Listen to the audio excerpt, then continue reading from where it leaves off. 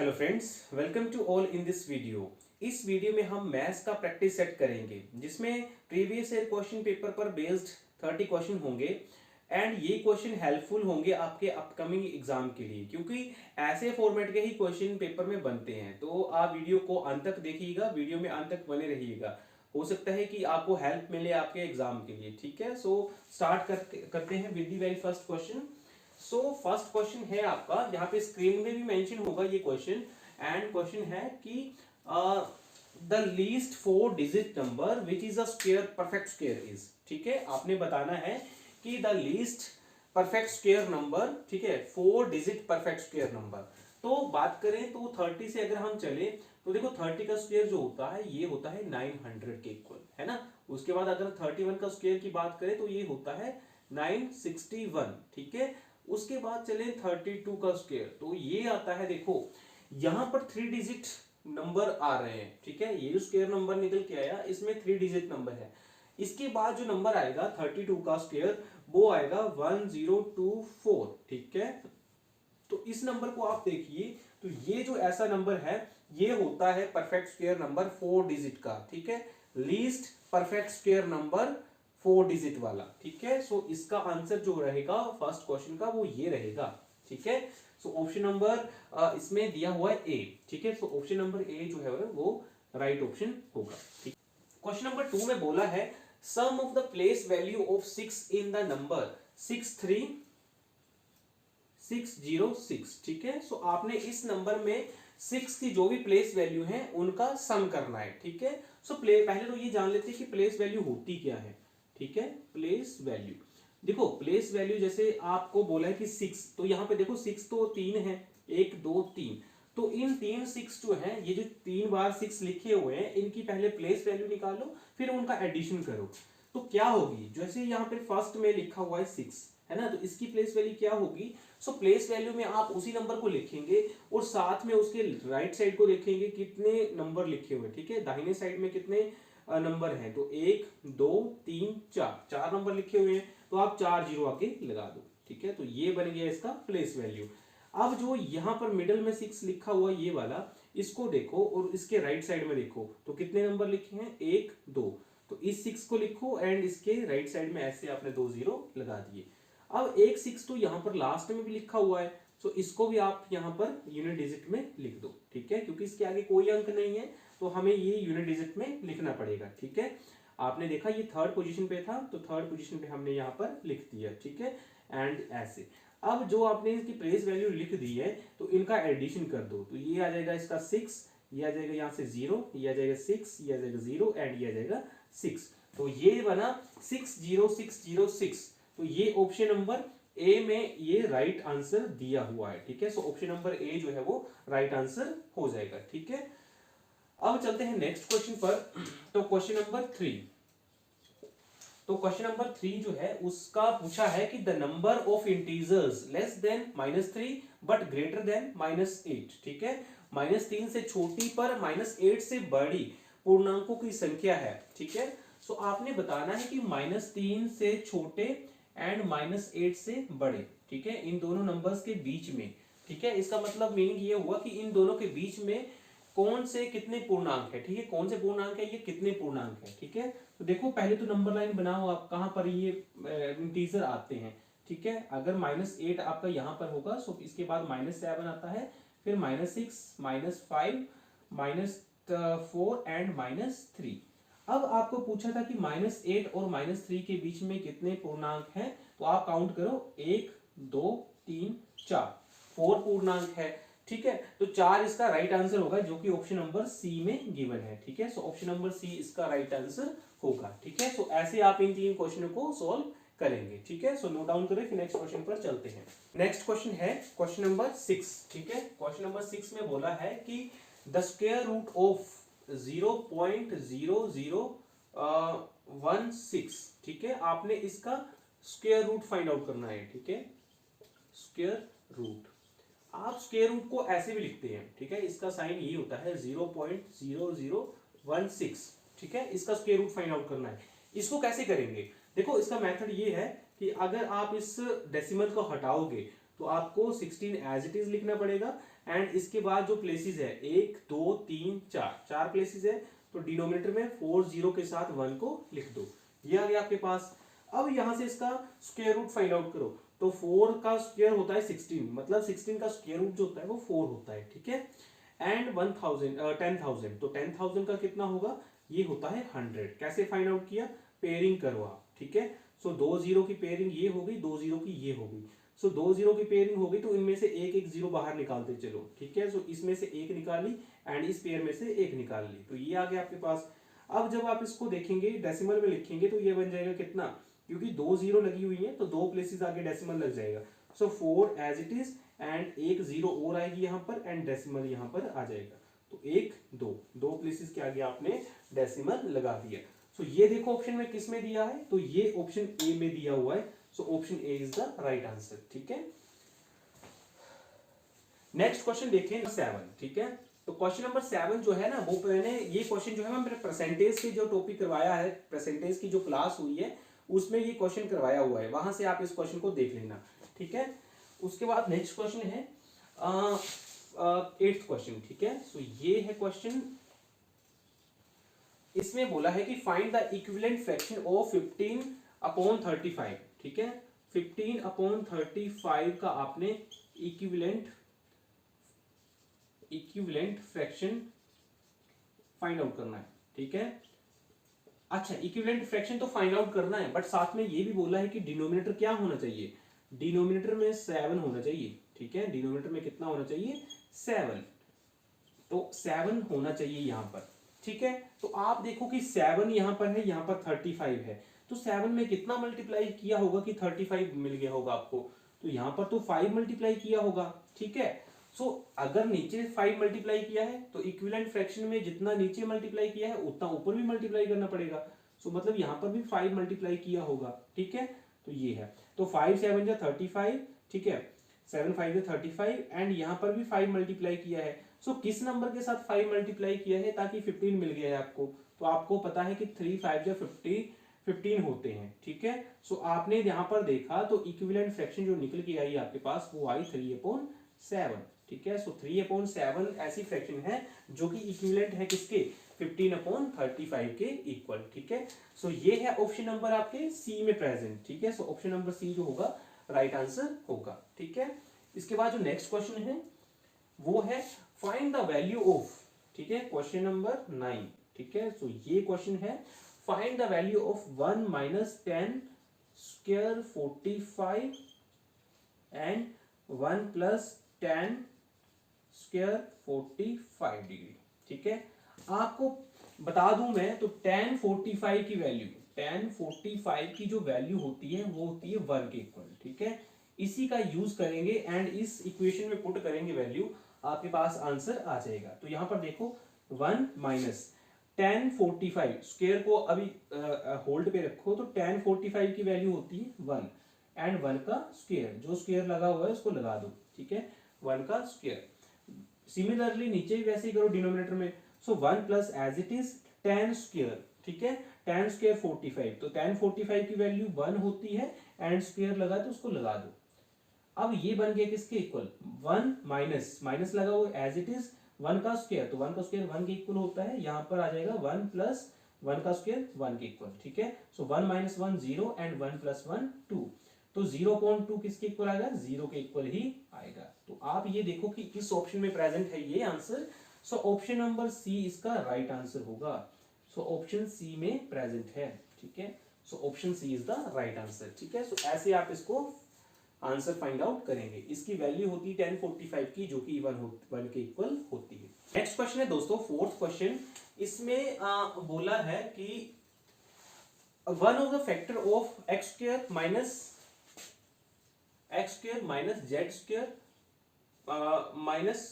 Plus y² and minus का 2xy, ठीक है, इसका आपने फैक्टर बताना है, ठीक है, इसका आपने फैक्टर बताना है। ऑप्शन में जो दिए हैं आपके पास ऑप्शन, उनसे बताना है कि इसका फैक्टर क्या हो सकता है। तो पहले तो देखो इस इक्वेशन को, ठीक है, ये जो आपके पास एक्सप्रेशन लिखा हुआ है इसको देखो, तो इसको आप कैसे लिख सकते हैं, थोड़ा मैं इसको रीअरेंज करके लिखता हूं, तो ये बन जाएगा क्या, x² प्लस का y² को मैं थोड़ा आगे लिख लेता हूं, ठीक है, क्योंकि मेरे पास यहाँ पर एक्स वाई मल्टीप्लाई में दिया हुआ है, तो पहले मैं इसको ऐसे बना के लिखता हूँ, ठीक है, और माइनस का 2x वाई इसको साथ में, और ये जो माइनस का जेड स्क्वायर है ना, इसको मैं लास्ट में लिख देता हूँ, ठीक है, ये लिख लिया हमने यहाँ तक।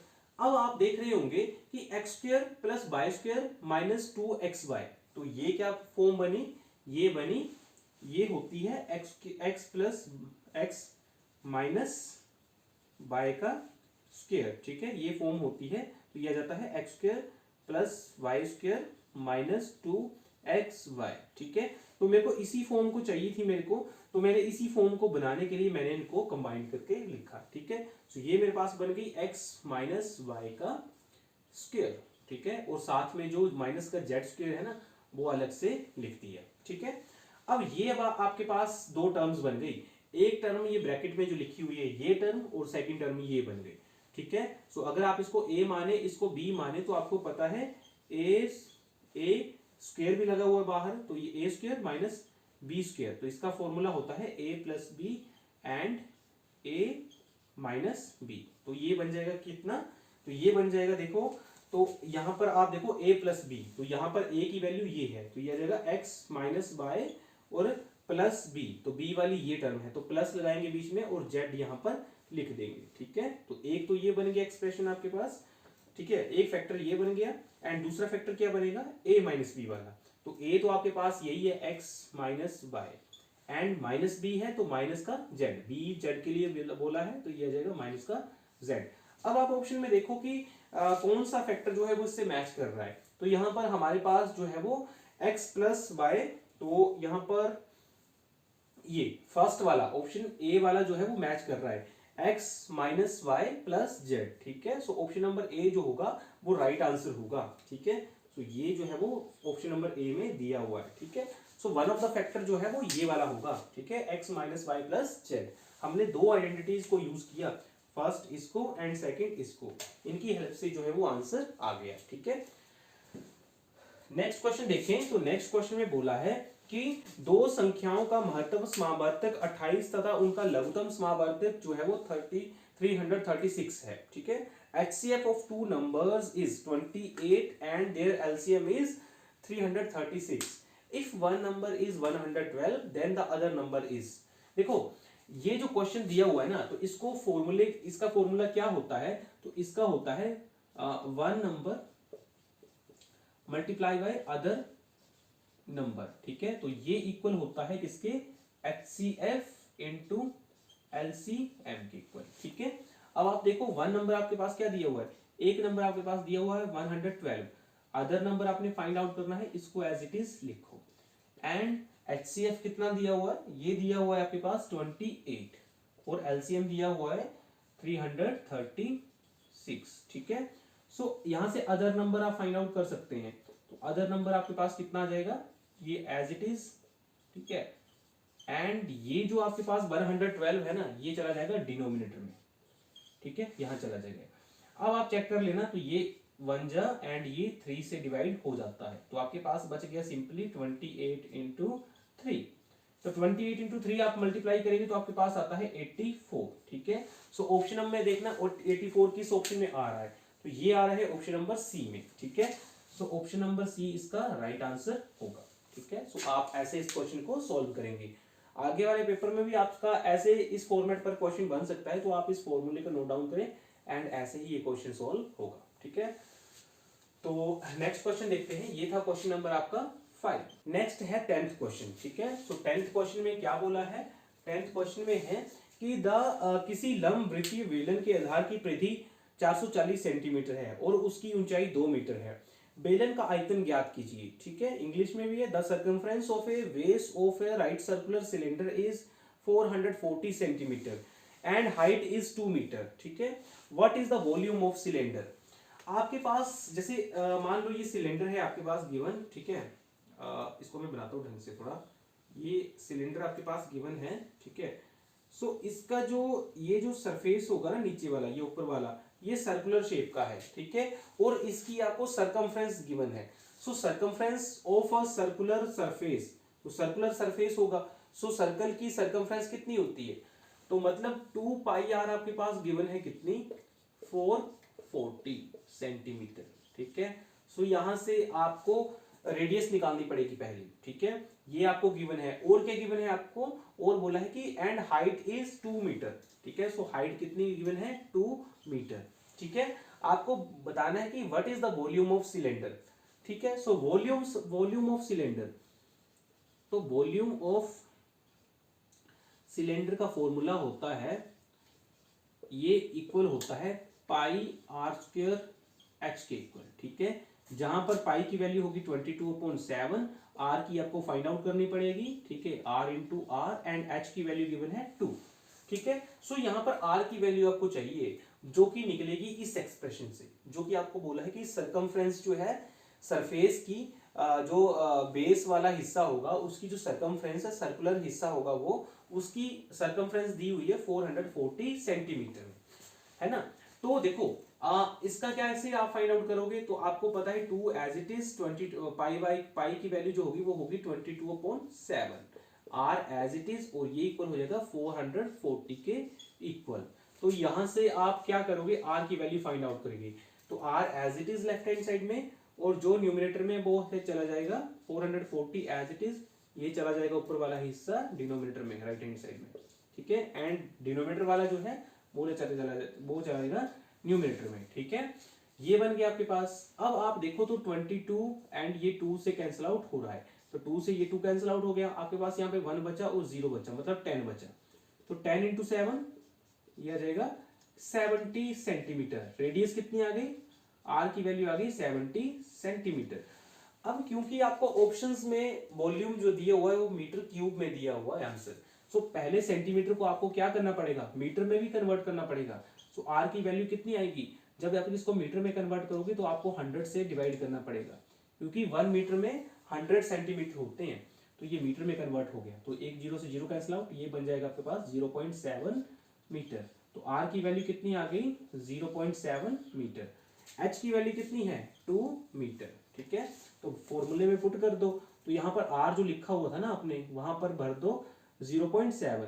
आप 0.7 को 7/10 करके भी लिख सकते हैं, ठीक है, 7/10 करके।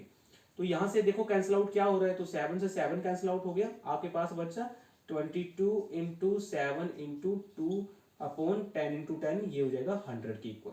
तो ये होता है 308/100, ठीक है। तो आप बाद में जो आएगा इसका आंसर, तो 2 0 है लास्ट डिनोमिनेटर में, तो ये डेसिमल लगेगा 2 प्लेसेस आगे, तो ये आ जाएगा इतना मीटर क्यूब। तो ये है ऑप्शन नंबर बी में प्रेजेंट, ठीक है। ऑप्शन नंबर बी जो होगा वो राइट आंसर होगा, ठीक है। ऐसे आप इस क्वेश्चन को सॉल्व करेंगे, ठीक है। 11th क्वेश्चन में, in 1988 the population of a country was 30.3 million, the number which is same as 30.3 million is, ठीक है। आपको बताना है ऑप्शंस में 30.3 जो मिलियन आपको गिवन है क्वेश्चन में, वो किसके इक्विवेलेंट है ऑप्शन से, ठीक है। सो 30.3 मिलियन जो है वो किसके इक्विवेलेंट है, जो आपके ऑप्शंस दिए हुए हैं। तो देखो मिलियन की बात हो रही है, तो आपको पता होना चाहिए कि 1 मिलियन में कितने ये देखो, ये तो इंटरनेशनल सिस्टम में लिखा हुआ है। सो 1 मिलियन इक्वल होता है 10 लाख के, है ना। अब यहाँ पर क्योंकि 30 दिया हुआ मतलब 2 डिजिट में दिया है, सो हमें यहाँ पे भी 2 डिजिट में चेक करना पड़ेगा। सो ये हो जाएगा किसके इक्वल, ये हो जाएगा 10 मिलियन 1 करोड़ के इक्वल होता है, ठीक है। अब ये देखो कि क्योंकि 30.3 दिया है ना, तो 30 मतलब 2 डिजिट में दिया हुआ, ठीक है। अब ये देखो आपकी करोड़ में आ गया, है ना, 10 मिलियन करोड़ के इक्वल होता है। करोड़ में कितने प्लेस होते हैं, तो यहाँ पर 8 प्लेस होते हैं, ठीक है। कितने प्लेस होते हैं, 8 प्लेस होते हैं। सो यहाँ पर ये लिखा हुआ है 30.3, तो 33 एज इट इज, डेसिमल को मैंने हटा दिया क्योंकि करोड़ के इक्विवेलेंट हो गया ये।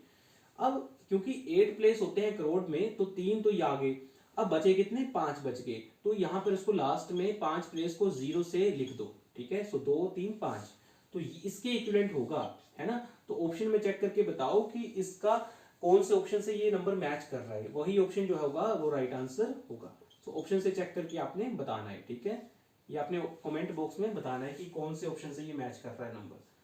नेक्स्ट है 12th क्वेश्चन, जो कि गिवन है, बोले कि if the 3 digit number is 24x is divisible by 9, then what is the value of x, ठीक है। आपके पास नंबर दिया हुआ है 24 और साथ में x भी लिखा हुआ है।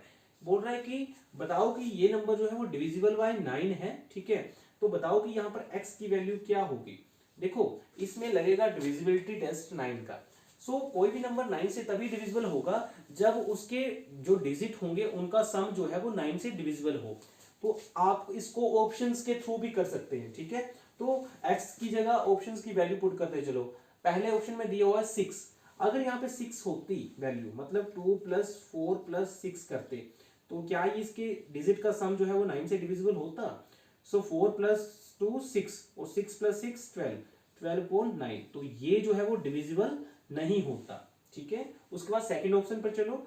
सो सेकंड ऑप्शन दिया हुआ है 3, तो अगर आप इसको देखते हैं 2 + 4 + x की जगह 3 पुट कर दिया, ठीक है। 3 चेक करो, तो 3 क्या ये 9 से डिविजिबल होता। सो 4 + 2 6, 6 + 3 9, 9 आता और नीचे तो 9 होगा, सो ये कैंसिल आउट हो जाता। सो दैट मीन्स कि क्या है कि अगर इस x की जगह अगर आप 3 रखते तो ये 9 से डिविजिबल हो जाएगा। सो डिविजिबिलिटी टेस्ट 9 का क्या होता है कि जो भी डिजिट आपके पास नंबर की गिवन होती हैं उनको ऐड करो, फिर वो चेक करो कि क्या वो 9 से डिविजिबल हो रही हैं या नहीं हो रही हैं। अगर हो रही हैं तो वो जो नंबर गिवन होगा आपके पास वो भी 9 से डिविजिबल होगा। तो चेक कर लो क्या 243 जो नंबर निकल के आया, क्या ये 9 से डिविजिबल होता है। चेक करके बताना कि ये डिविजिबल होता है या नहीं होता है, ठीक है। कमेंट में आप बताना मुझे कि ये डिविजिबल होता है या नहीं होता है, ठीक है। हम नेक्स्ट क्वेश्चन पर चलते हैं। सो नेक्स्ट है क्वेश्चन नंबर 12, ठीक है। सो 12 क्वेश्चन है, the product of two negative integer is. तो देखो दो नेगेटिव इंटीजर कैसे होंगे वो मान लो, लेट अस सपोज जैसे हमारे पास एक क्वेश्चन आया था कि -3 एंड -8 के बीच में कितने इंटीजर होंगे, कितने नेगेटिव इंटीजर होंगे, ठीक है। अब ये देखो ये भी नेगेटिव इंटीजर है, ये भी नेगेटिव इंटीजर है, इनका प्रोडक्ट की बात करें तो -3 × -8, ठीक है ये। अब देखो नंबर के साथ तो हम नंबर को मल्टीप्लाई कर देंगे, मतलब 3 × 8 कितना आएगा 24 आएगा, बट साइन भी मल्टीप्लाई होंगे साथ में। सो माइनस यहाँ पर है, यहाँ पर भी माइनस है, सो माइनस इंटू माइनस क्या हो जाएगा। सो माइनस इंटू माइनस हमेशा प्लस होता है, ठीक है। तो जो आंसर आएगा वो ऑलवेज प्लस में आएगा, ठीक है। आप ये दो आपने इंटीजर लिए, आप -1 × -2 करके देख लो। सो माइनस इंटू माइनस क्या हो जाएगा प्लस, एंड 2 × 1 2 आ जाएगा, ठीक है। सो जब भी आप दो नेगेटिव इंटीजर को मल्टीप्लाई करेंगे तो प्रोडक्ट में हमेशा पॉजिटिव इंटीजर ही आएगा, ठीक है। आंसर जो आएगा वो पॉजिटिव में ही आएगा, ठीक है। जैसे यहाँ पे दो हमने चेक किए तो दोनों में ही प्लस में ही आया, माइनस इंटू माइनस प्लस हो जाएगा। सो इसका ऑप्शन जो होगा वो ऑप्शन नंबर डी है राइट आंसर, ठीक है। और यहाँ पर ये जो क्वेश्चन हमने 11th किया था इसका ऑप्शन जो होगा वो होगा इसका ऑप्शन होगा बी, इसका ऑप्शन बी जो होगा वो राइट आंसर होगा, ठीक है। नेक्स्ट है क्वेश्चन नंबर 14। क्वेश्चन नंबर 14 में बोला है कि find the area of rhombus whose diagonals are of length 10 centimetre and 8.2 centimetre, ठीक है। इस क्वेश्चन को कैसे करेंगे, तो देखो रोम्बस का एरिया बोला है, ठीक है। सो रोम्बस के एरिया का फॉर्मूला होता है रोम्बस एरिया, ठीक है। तो इसका फॉर्मूला होता है half into d1 into d2, ठीक है, half into d1 into d2। तो d1 एंड d2 क्या है यहाँ पर। सो d1 एंड d2 क्या है, d1 है डायगोनल 1, ठीक है। दो डायगोनल होते हैं रोम्बस में। सो पहला डायगोनल होगा d1 एंड सेकंड होगा d2, ठीक है। ये होगा डायगोनल 2, ठीक है। अब देखो फॉर्मूला जब आप अप्लाई करोगे, क्योंकि आपको d1 की वैल्यू पहला जो डायगोनल दिया हुआ है वो 10 सेंटीमीटर दिया हुआ है d1, है ना, और d2 जो दिया हुआ है वो दिया हुआ है 8.2 सेंटीमीटर। तो यहां से एरिया निकालोगे तो कितना आएगा, एरिया ऑफ रोम्बस।